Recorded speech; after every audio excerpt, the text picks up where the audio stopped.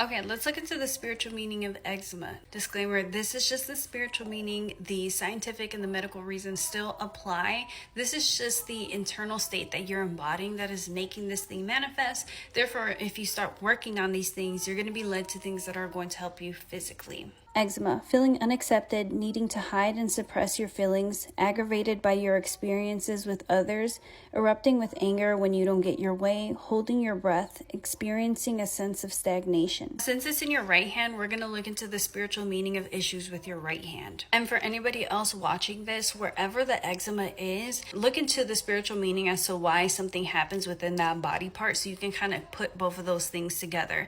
Now, if you look at the playlist at the bottom of the video, or if you go onto my profile, you'll see the spiritual meaning of playlist, and you can look into the different ones that I've done in there.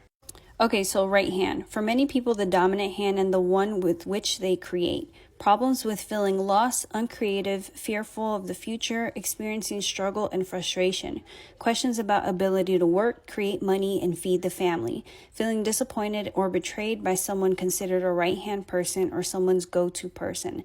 Helping and trusting only to be rejected.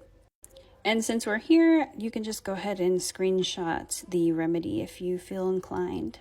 This is part 1. And here is part 2.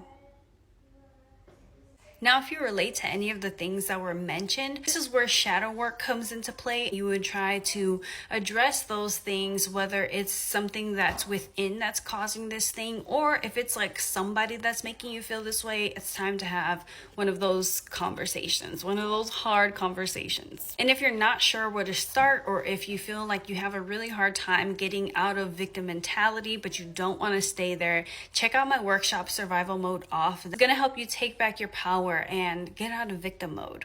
You can check out the link for that in my bio.